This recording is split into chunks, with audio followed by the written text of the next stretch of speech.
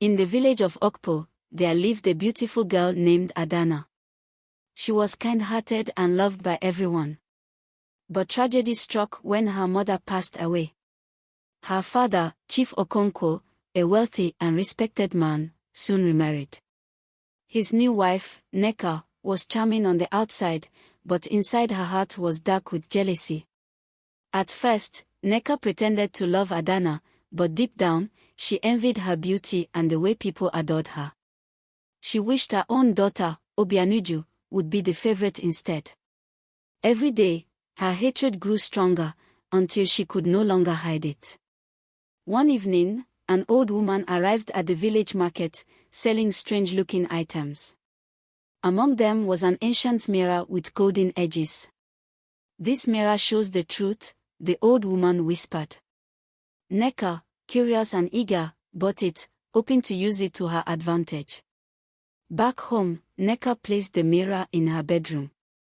As she gazed into it, she saw something shocking, her face twisted into an ugly, wicked form.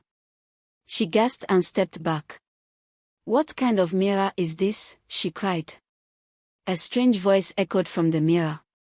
"This is no ordinary mirror. It shows the true nature of one's heart. Beware." Nneka's hands trembled. She didn't believe in superstitions, but deep inside, she felt uneasy. The next morning, she called Adana and Obianuju into her room. "Come, my daughters. Look into this mirror and tell me what you see." Obianuju, eager to impress her mother, stepped forward first.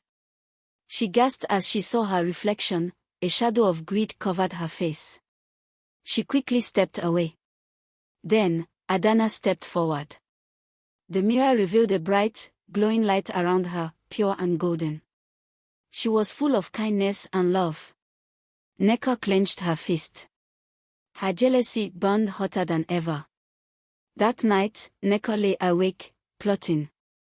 "I cannot let Adana outshine my daughter," she muttered. "I must get rid of her." The next morning, she pretended to be kind. "Adana, my dear, the chief priest of the forest temple has requested your presence. He has a special blessing for you. You must go alone."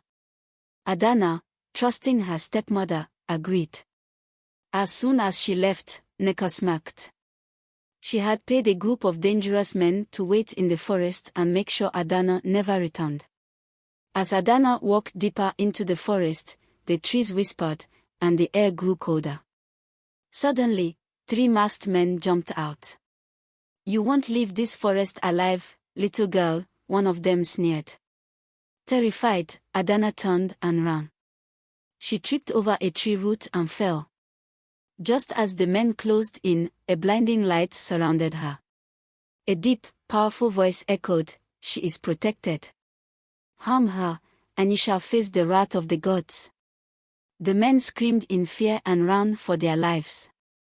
Adana, shaking, looked around. In front of her stood an old woman, the same one who sold the mirror. "Child, you are pure of heart. That mirror was meant to reveal the truth. Now go home. The gods will handle the wicked." Back in the village, Nneka smiled to herself, believing Adana was gone forever. But just before nightfall, Adana walked through the village gates, unharmed. The villagers gasped in shock.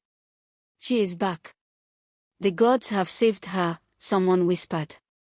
Nneka's heart pounded. "Impossible," she hissed.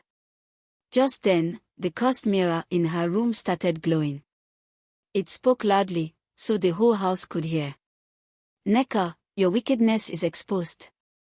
Your jealousy has consumed you, and now, you shall face judgment." The villagers rushed into the house and saw the mirror glowing. It showed images of Nneka's evil plans, how she sent Adana into the forest to die. Chief Okonkwo's face darkened with rage. "You tried to harm my daughter." Nneka fell to her knees, trembling. "It's not my fault. The mirror is lying." But the mirror was not done. It showed another vision, Nneka's own reflection, changing into a hideous creature. The villagers gasped. Suddenly, Neka screamed in pain. Her body twisted and transformed. Her skin turned scaly like a snake, her fingers grew long and sharp, and her eyes turned red. No! No! Please forgive me, she wailed. But it was too late. The mirror had judged her. She let out one final scream before vanishing into thin air. Only the sound of the wind remained. Chief Okonkwo turned to Adana and hugged her. You are safe now, my daughter. The gods have protected you. The villagers cheered. They lifted Adana and sang songs of victory. Obianuju, shaken by what she had seen, fell to her knees and wept. Forgive me, Adana. I was blind with envy. Adana smiled gently. You are my sister. Let us start anew. From that day on, the cursed mirror was placed in the village square as a warning. Anyone with an evil heart who looked into it would face the same fate as Neka. And so, the village learned a valuable lesson: jealousy and wickedness always bring destruction, but kindness and love will always prevail. Subscribe to this channel for more interesting stories and African folktales.